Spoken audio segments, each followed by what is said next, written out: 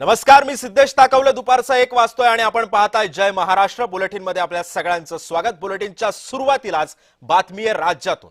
अमरावतीमध्ये शिवसेनेमध्ये राडा झाला. एबी फॉर्म न मिळाल्यानं कार्यकर्त्यांमध्ये धक्काबुक्की झाली. इच्छुक उमेदवारांमध्ये तीव्र असंतोष आणि वादावादी आणि धक्काबुक्कीपर्यंत हा राडा गेलेला होता. शिवसेनेमध्ये उमेदवारीच्या वरून गोंधळ झाला होता. ही आपण 3 दृश्य टेलिव्हिजन स्क्रीनवरती पाहतोय. अमरावती, पुणे आणि छत्रपती संभाजीनगर. अमरावतीमध्ये शिवसेनेमध्ये उमेदवारी न मिळाल्यावरून कार्यकर्त्यांमध्ये अर्जावर गोंधळ निर्माण झाला, तर पुण्यामध्ये शिवसेनेच्या उमेदवारांमध्ये एक प्रकारची झुंबड पाहायला मिळाली होती. तर दुसरीकडे संभाजीनगरमध्ये भाजपचे कार्यकर्ते हे चांगलेच आक्रमक झाल्याचं चित्र होतं. आपण 3 दृश्य पाहतोय. सध्या या 3 ठिकाणी हा मोठा वाद झालेला होता. शिवसैनिक आणि भाजपच्या कार्यकर्त्यांमध्ये सुद्धा हा वाद झाला होता. अमरावती, पुणे, छत्रपती संभाजीनगर या 3 ठिकाणी ही राड्यातली दृश्य आपण सध्या पाहतोय.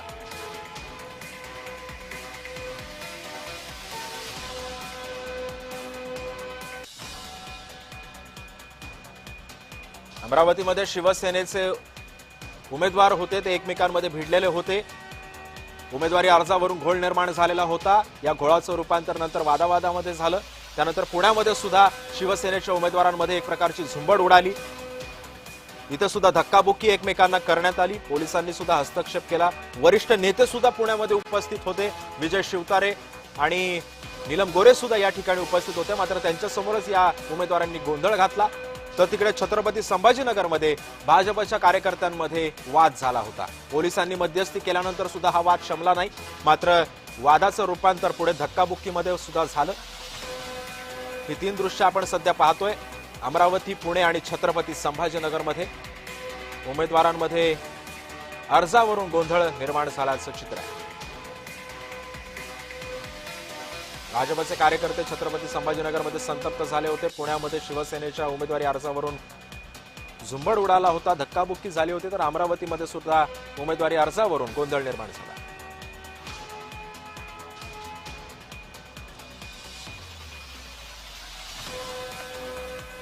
आणि या 3ही घटनांसंदर्भामध्ये माहिती जाणून घेण्यासाठी माझ्यासोबत असणार आहेत अमरावतीहून सुरेंद्र आकोडे, पुण्याहून रोहन कदम आणि छत्रपती संभाजीनगरहून विजय छिडे. मी सर्वप्रथम अमरावतीला जाणारे सुरेंद्र आकोडेंकडे. सुरेंद्रजी, काय होतंय अमरावतीमध्ये? काय एवढा वाद निर्माण झालाय आणि धक्काबुक्की का होते नेमकी? निश्चितच जर बघितलं तर काल रात्री 2 वाजता जे आहे ते भाजप आणि सेनेची युती जी आहे ती फिसकटली आहे. आणि त्यानुसार अमरावतीमध्ये शिंदे गट आहे स्वतंत्रपणे निवडणुकीच्या रिंगणात उतरणार आहे. आणि अमरावतीच्या 87 जागेवर ते उमेदवार जे उभे करतात. याच अनुषंगात आज अमरावतीच्या ग्रँड हॉटेल मल्टीलेनमध्ये तिकीट वाटपाचा कार्यक्रम या ठिकाणी आपण बघू शकतो. या ठिकाणी आणि तिकीट वाटपाचे कार्यकर्ता मोठा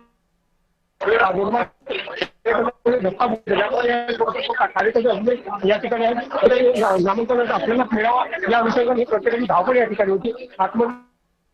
नक्की सुरेंद्र, काही तांत्रिक कारणामुळे आपला संपर्क व्यवस्थित होत नाहीये. मी आता छत्रपती संभाजीनगरला जाणार आहे. तिथून माझा सहकारी विजय छिडे, भाजपचे कार्यकर्ते जिथे संतप्त झाले होते तिथून आपल्याला माहिती देतोय.